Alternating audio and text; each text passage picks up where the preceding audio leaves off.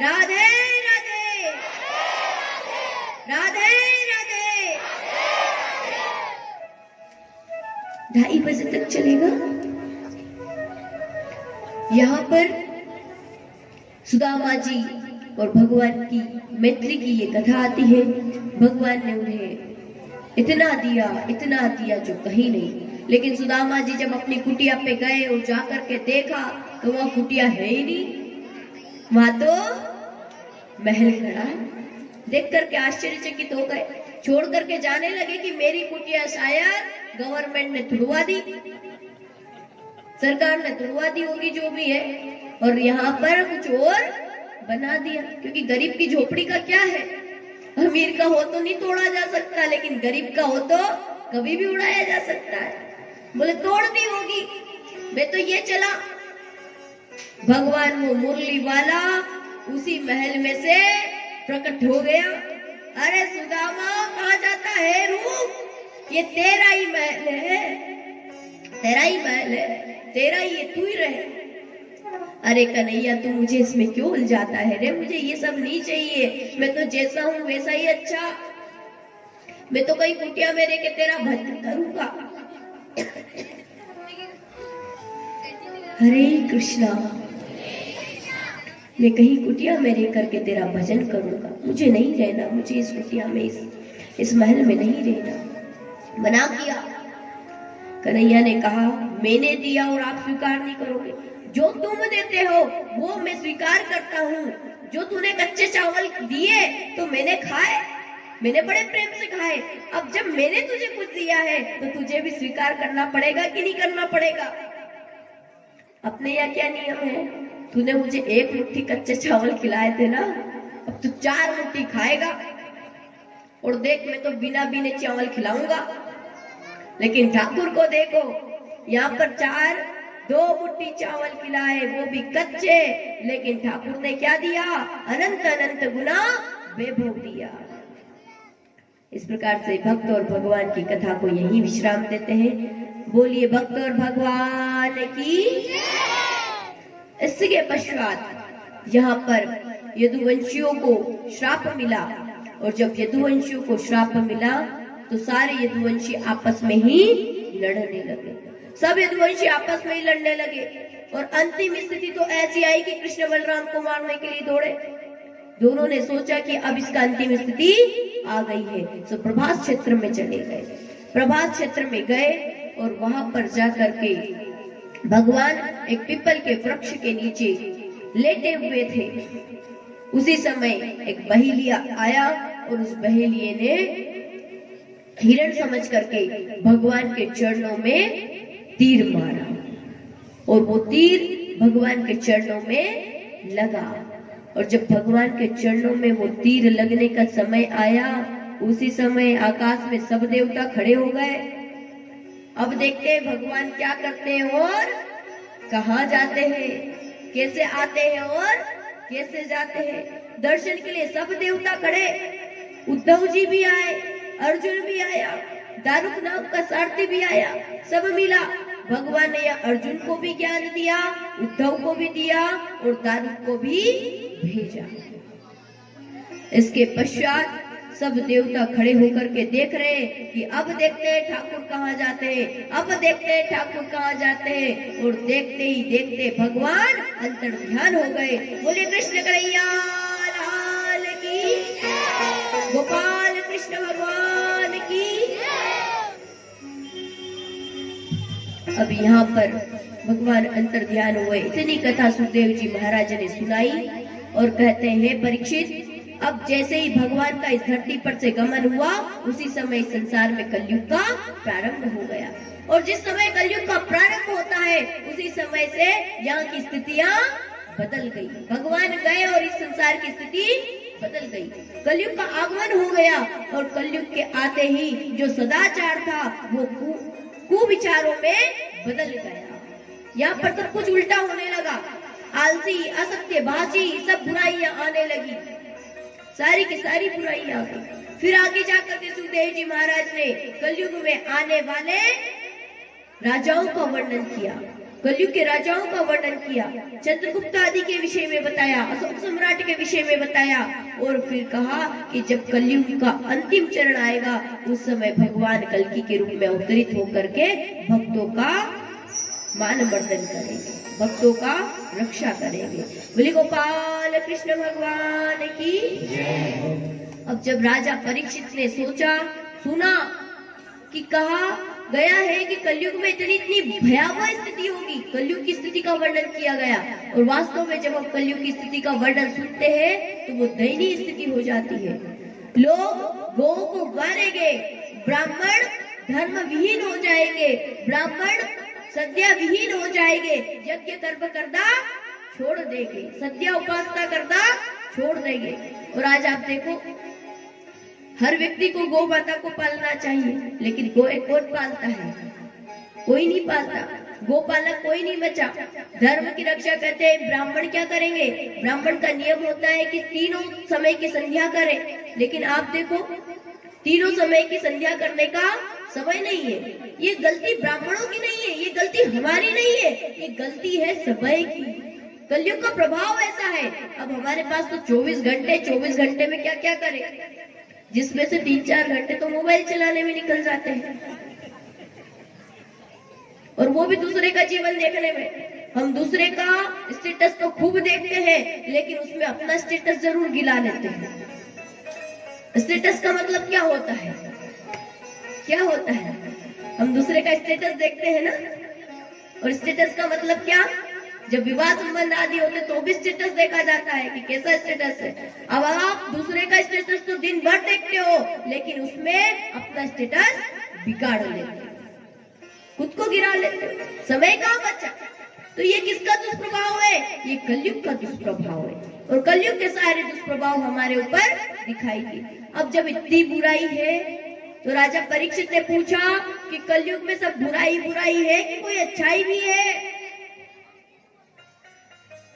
कलयुग में सब बुराई है कि कोई अच्छाई भी है? तो सुखदेव जी महाराज कहते हैं कि बाकी तो सब बुराई है, लेकिन एक अच्छाई है, और वो क्या है?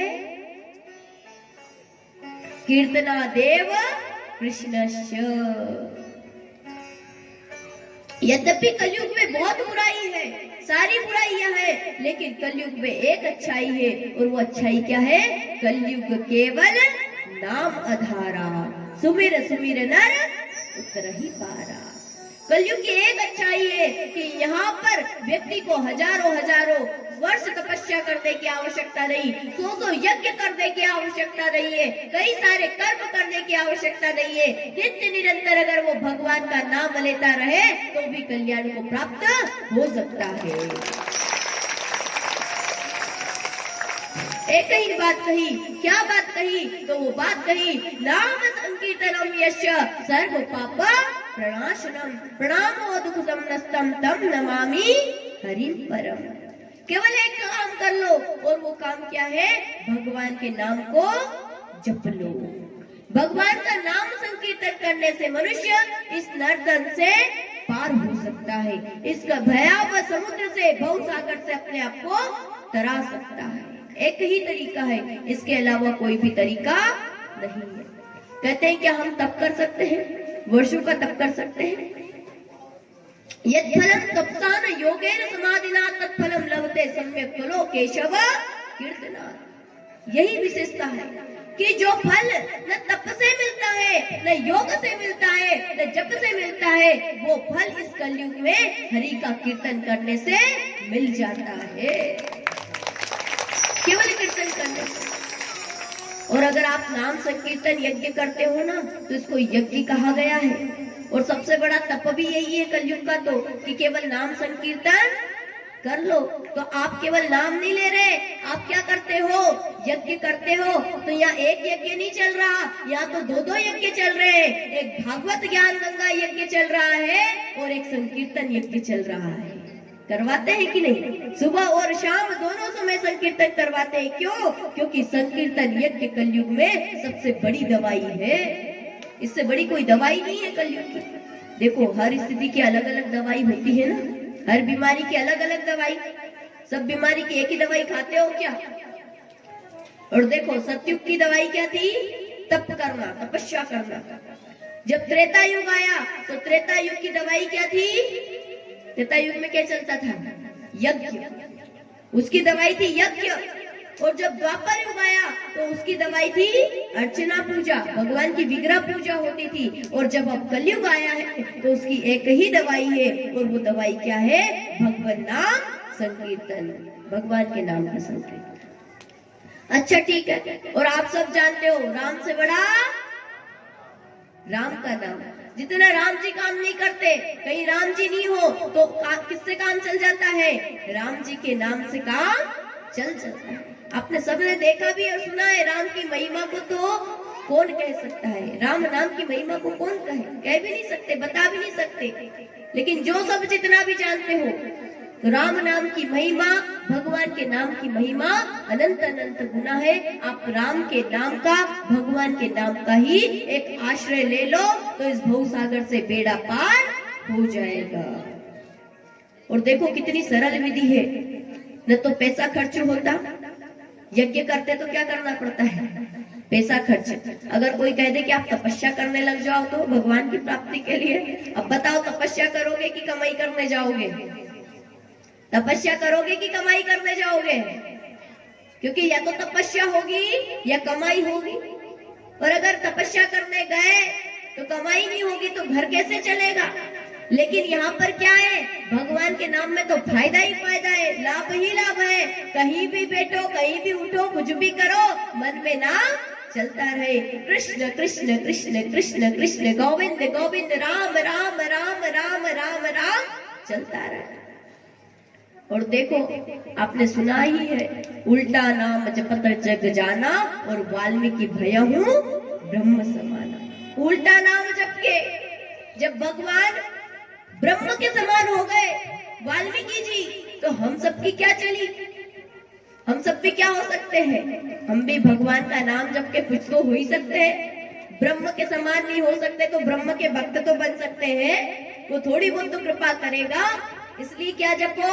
भगवान का नाम संकीर्तन करो, नित्य नित्य भगवान का नाम संकीर्तन करो। आप सब माताएं नित्य संध्या के समय, आप सब गृहस्थी नित्य संध्या के समय अपने घर में बैठे आरती करें और आरती के बाद में भगवान नाम का संकीर्तन करें। आधा घंटा, 15 मिनट, 1 घंटा, जितना बन सके नित्य प्रति एक नियम बनाओ। भगवान के लिए कुछ नहीं करता हूँ, 24 घंटे में से 1 घंटा भगवान के लिए नहीं निकाल सकते? जिसने आपको ये मानव दे दिया, जिसने आपको जीवन दिया, क्या 1 घंटा भगवान के लिए नहीं निकाल सकते? नित्य प्रति 1 घंटा निकालो, संध्या की आरती करो, आरती के बाद में भगवान के नाम का संकीर्तन करो। और हो सके तो घर में नित्य प्रति सदग्रंथों का पाठ करो। रामायण हो गई, श्रीमद् भगवत गीता होगी। आप चाहते हो हमारा बच्चा संस्कारवान बने, धर्म की जय हो, धर्म की जय हो। केवल जय बोलने से ही धर्म की जय नहीं होगी, कुछ करना भी पड़ेगा। कुछ करने का कहो तो कहते हैं टाइम मिलेगा तो करेंगे। अब बताओ धर्म की जय कैसे हो? जब धर्म का कार्य ही ना हो तो धर्म की जय कैसे होगी? धर्म तो करना पड़ेगा ना, तभी धर्म की जय होगी। इसलिए नित्य प्रति भगवान के नाम का संकीर्तन करें। आइए हम सब मिलकर के भगवान नाम की एक माला करते हैं। ऐसे तो हम कभी बैठते नहीं है भगवान भजन के लिए, लेकिन हो सकता है आज से कई लोग अपने नियम में धारण कर ले कि मैं एक बार 15 मिनट के लिए तो भगवान के सामने नित्य बैठ करके भगवान के नाम का जप करूंगा। केवल 10 मिनट या 15 मिनट का समय है। आप सब मिलकर के आंखें बंद करके हमारे साथ में भगवान के नाम के मंत्र का जप करेंगे। और आंखें तभी खोलनी है जब हम कहें। फिर अगर बीच में भगवान भी क्यों नहीं आ जाए आपके सामने कि आंखें खोल मत खोलना, ठीक है? करें? समय है तो दोनों हाथ ऊपर उठाकर क्या बोलना पड़ेगा? हरि बोल। हम जैसे ही ओम कहेंगे आप सब आंखें बंद कर लेंगे।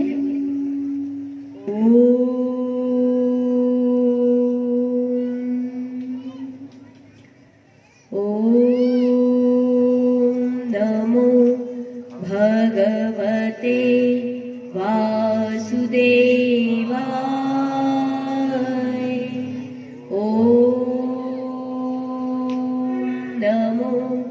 भगवते वासुदेवाय। ओम नमो भगवते वासुदेवाय। ओम नमो भगवते वासुदेवाय। ओम नमो भगवते वासुदेवाय। ओम नमो भगवते वासुदेवाय। ओम नमो भगवते वासुदेवाय। ओम नमो भगवते वासुदेवाय। ओम नमो भगवते वासुदेवाय। ओम नमो भगवते वासुदेवाय। ओम नमो भगवते वासुदेवाय। ओम नमो भगवते वासुदेवाय। ओम नमो भगवते वासुदेवाय। ओम नमो भगवते वासुदेवाय। ओम नमो भगवते वासुदेवाय। ओम भगवते वासुदेवाय। ओम नमो भगवते वासुदेवाय। ओम नमो भगवते वासुदेवाय।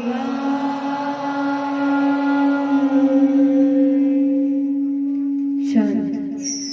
सब आंखें बंद रखेंगे, शांत होंगे। कुछ क्षणों के लिए अपनी श्वासों पर ध्यान दें।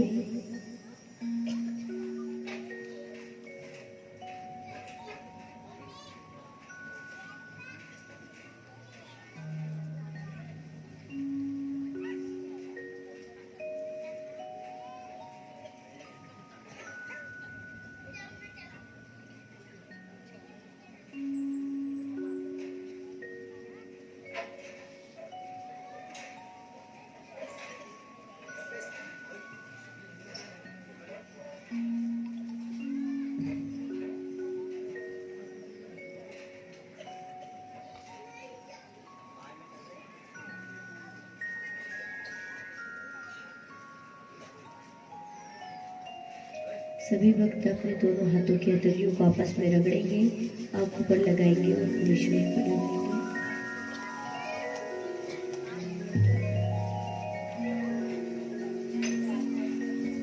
तीन बार ऐसा करना है।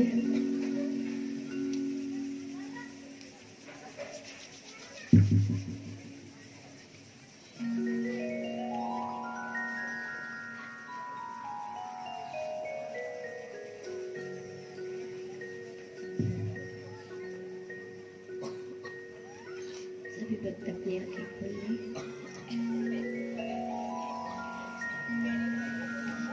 हरे कृष्ण। हम नित्य प्रति अपने मन को नियंत्रित करने के लिए भगवान के नाम जप का सहारा ले सकते हैं।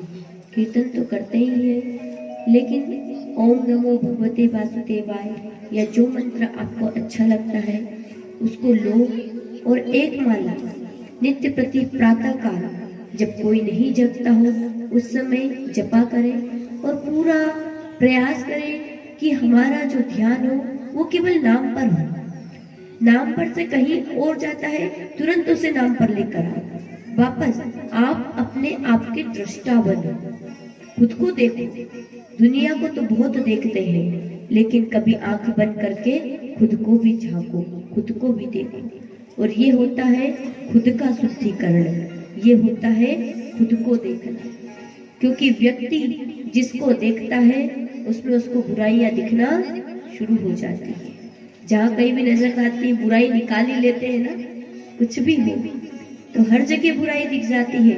जब आंखें बंद करके खुद को देखोगे तो खुद की बुराइयां भी दिखने लगेगी। और जब तक खुद की बुराइयां दिखेगी नहीं, खत्म कैसे होगी?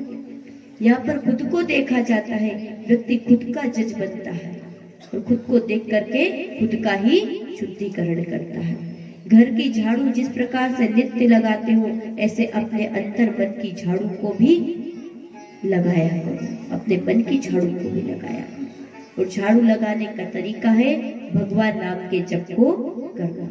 इसी भांति नित्य जप करें और पूरा प्रयास करें कि जब तक आप जप रहे हैं, जो नाम आपने जपा उसी नाम पर आपका ध्यान होना चाहिए, उसी नाम पर आपका ध्यान हो, पूरा ध्यान उसी नाम पर हो। इसके बाद में कुछ क्षणों के लिए ध्यान करो। और ध्यान कैसे होगा?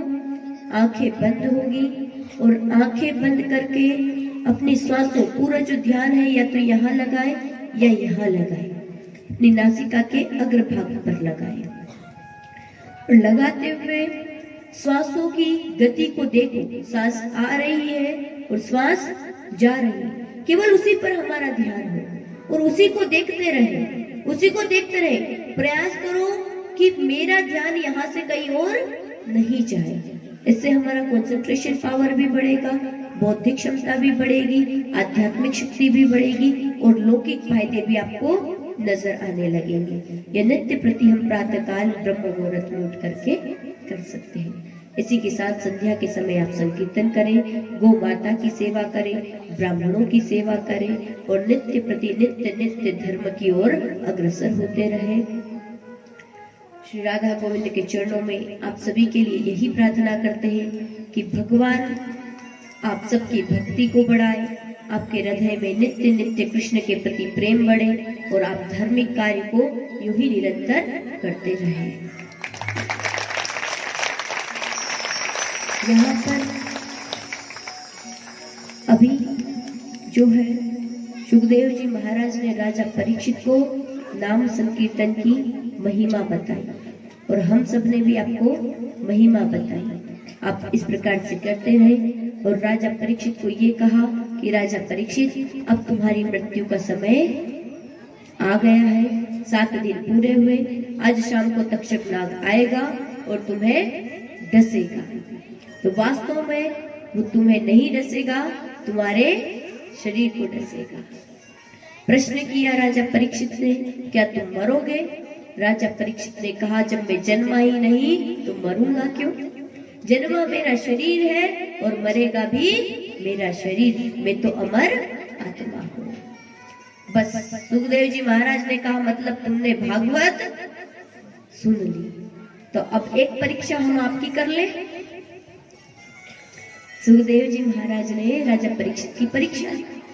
अब देखो, टीचर अगर साल भर पढ़ाए तो उसका परीक्षा लेना बनता है कि नहीं बनता है? बनता है कि नहीं बनता है? बनता है कि नहीं? ईमानदारी से बनता है। और अगर आपने 7 दिन भागवत हमसे सुनी है, यहाँ से सुनी है, तो हमारा भी परीक्षा लेना बनता है कि नहीं बनता है? ये तो बात बनती है कि आपने क्या सुना, ये तो पता चले, सुनी भी कि नहीं सुनी। तो प्रश्न उत्तरी के माध्यम से पता चलता है कि बच्चे ने साल भर पढ़ाई की कि नहीं। तो अब हम आपसे प्रश्न करेंगे और आप उसका उत्तर दे दोगे, तो वो भी सही सही दे दोगे, मतलब आपने भागवत की कथा सुनी। तो प्रश्न हमारा ये है कि आप ये बताओ, प्रश्न पूछे कि नहीं पूछे? पहली बात तो ये, अगर पूछे तो क्या बोलना पड़ेगा? इस जगत में सच्चा क्या है? इस पूरे जगत में सच्चा क्या है?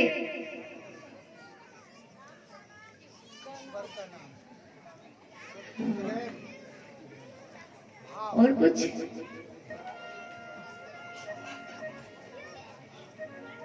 इस जगत में सच्चा क्या है?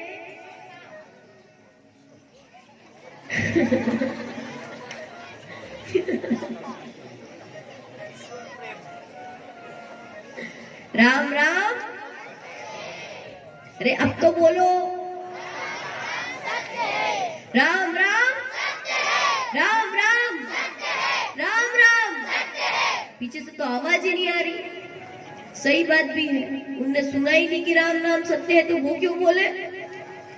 वो भेड़ चाल थोड़ी चलेंगे, दूसरे कामों में चल सकते हैं, यहाँ थोड़ी चलेंगे। तो सच्चा क्या है?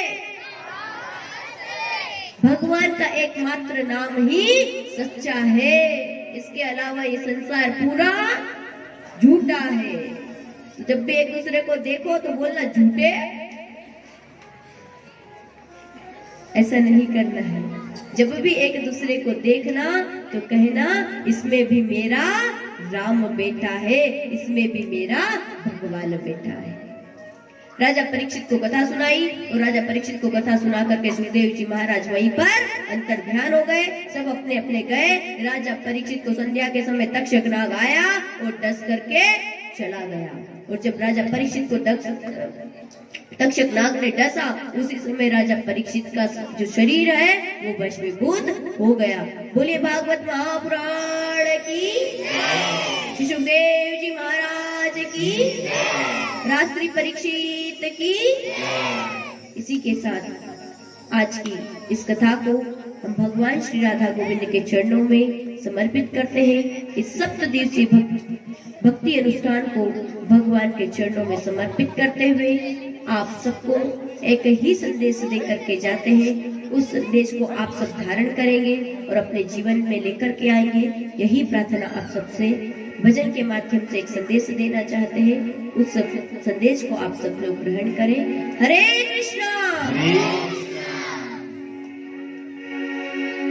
सीताराम सीताराम सीताराम कहिए, सीताराम सीताराम सीताराम कहिए, और जाइए विधि राखेला ताई विधि रहिए, जाइए विधि राखेला ताई विधि रहिए, जाइए विधि राखेला ताई विधि रहिए।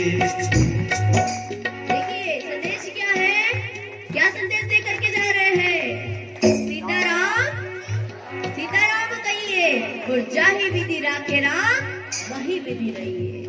सीताराम सीताराम सीताराम कहिए, सीताराम सीताराम सीताराम कहिए, सीताराम सीताराम सीताराम कहिए, सीताराम सीताराम सीताराम कहिए, सीताराम सीताराम सीताराम कहिए, सीताराम सीताराम सीताराम कहिए, जाइए विधि राखेला ताई विधि रहिए, जाइए विधि राखेला ताई विधि रहिए, जाइए विधि राखेला ताई विधि रहिए, जाइए विधि राखेला ताई विधि रहिए। देखिए अब इसमें संदेश दिया गया है कि सीताराम सीताराम कहिए और जैसे श्री रामचंद्र जी रखे वैसे ही रहिए। लेकिन कुछ लोग हैं जो अभी भी सीताराम सीताराम नहीं कह रहे। दोनों हाथ ऊपर उठाकर सीताराम सीताराम सीताराम सीताराम सीताराम, एक साथ आवाज आनी चाहिए। सीताराम सीताराम सीताराम सीताराम, सीताराम सीताराम सीताराम कहिए, सीताराम सीताराम सीताराम कहिए।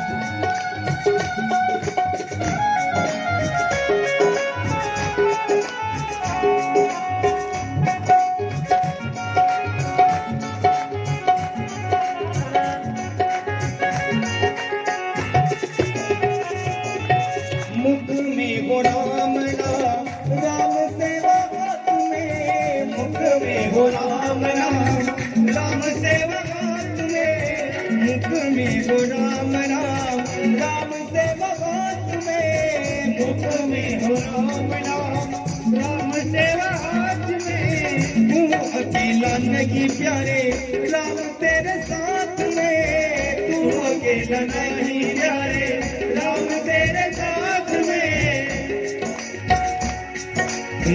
विधि का विधान जान, हानि लाभ कहिए, विधि का विधान जान, हानि लाभ कहिए, विधि का विधान हानि लाभ कहिए, विधि का विधान जान, हानि लाभ कहिए।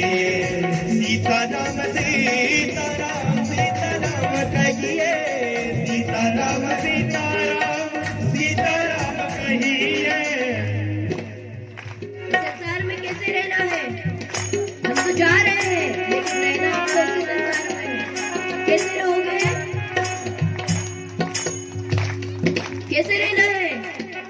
मुख में हो राम नाम, मुख से तो राम नाम, और राम सेवा हाथ से, और विधि का विधान जान, हानि लाभ सब सह लेना। कि ठाकुर तेरी इच्छा, राम जी तेरी मर्जी, मैं तो बस क्या करूंगा, क्या करूंगा? सीताराम सीताराम सीताराम कहिए, सीताराम सीताराम सीताराम कहिए।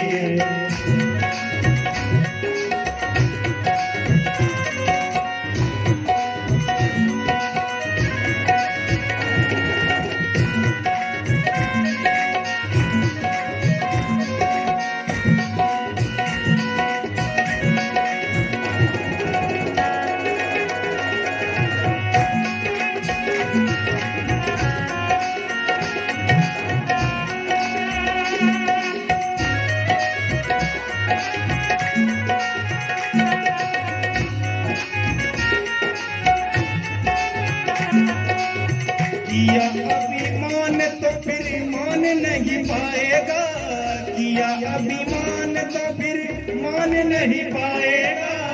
हो गया प्यारे भाई जो श्री राम जी को भाएगा, हो गया प्यारे भाई जो श्री राम जी को भाएगा, राम जी को भाएगा, राम जी को भाएगा। भले आशा त्याग शुभ कर्म करते रहिए, भले आशा त्याग शुभ कर्म करते रहिए। सीताराम सीताराम सीताराम कहिए, सीताराम सीताराम सीताराम कहिए। ऐसे नहीं, जरा आवाज आनी चाहिए। सीताराम सीताराम सीताराम कहिए। पीछे से भी इस गांव में बहुत अच्छे अच्छे गाने वाले हैं, तो स्वर में स्वर मिलाकर गाइए। सीताराम सीताराम सीताराम कहिए,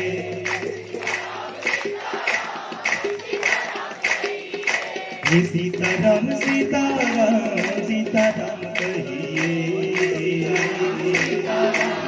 सीताराम हाँ, सीताराम सीताराम सीताराम कहिए, सीताराम सीताराम सीताराम कहिए, सीताराम सीताराम सीताराम कहिए, सीताराम सीताराम सीताराम कहिए, सीताराम सीताराम सीताराम कहिए, सीताराम सीताराम सीताराम कहिए। जय विधिरा तेरा, जय विधि रहिए, जय विधिरा तेरा, जय विधि रहिए, जय विधिरा तेरा, जय विधि रहिए, जय विधिरा तेरा, जय विधि रहिए।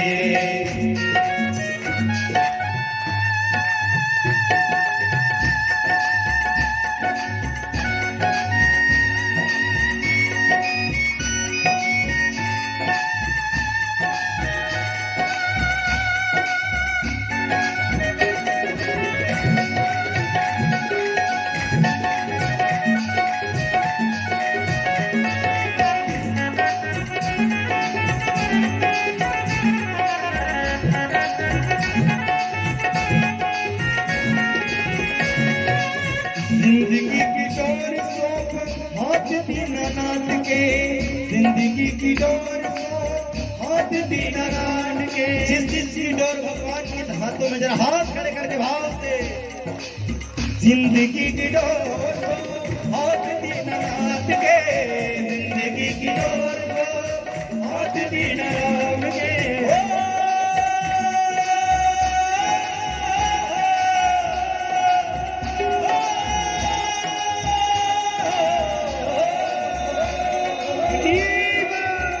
जिंदगी की डोर को हाथ दीनानाथ के, जिंदगी की डोर को हाथ दीनानाथ के। महलों में राखे जागे झोपड़ी में बात दे, महलों में राखे क्या है झोपड़ी में बात दे। धन्यवाद मेरे विवाह राम राम कहिए, धन्यवाद मेरे विवाह राम राम कहिए। जागी भी तेरा तेरा जागी भी तेरा ही है, जागी भी तेरा तेरा जागी भी तेरा ही है, जागी भी तेरा तेरा जागी भी तेरा ही है, जागी भी तेरा तेरा जागी भी तेरा ही है।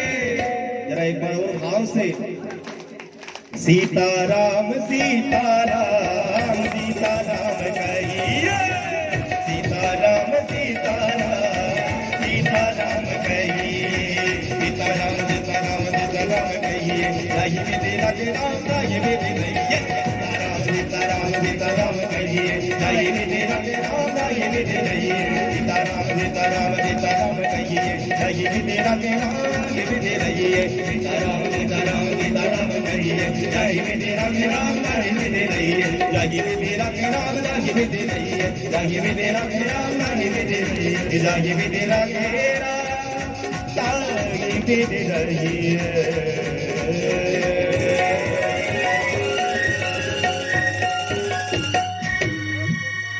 बोलिए सीताराम सरकार की जय हो।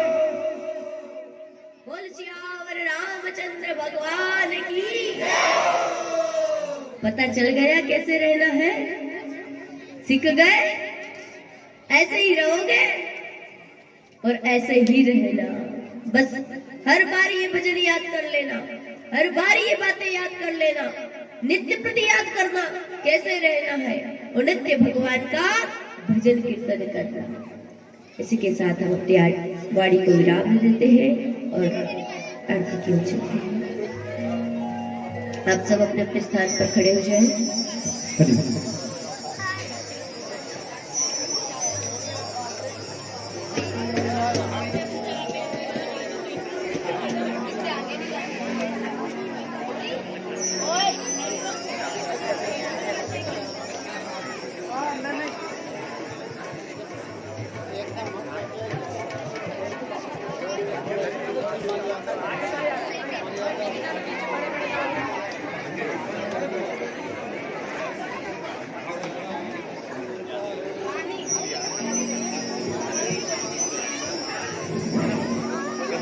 सभी से निवेदन है कि अभी आरती हो जाए, सभी आरती में शामिल हों, मंच की गरिमा बनाए रखें।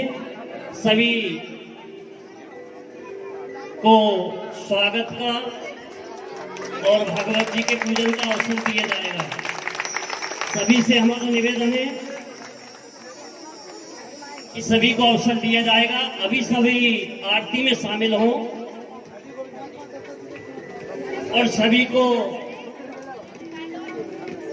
परम पूज्य दीदी जी के स्वागत का अवसर दिया जाएगा सभी को।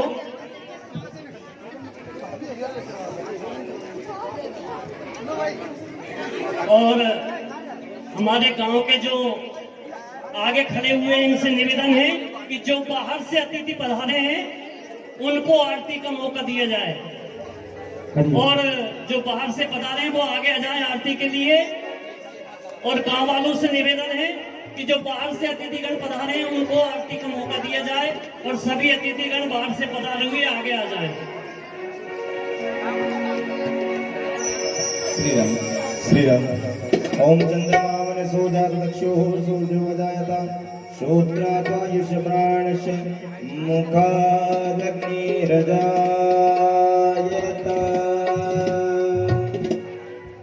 श्री राधे।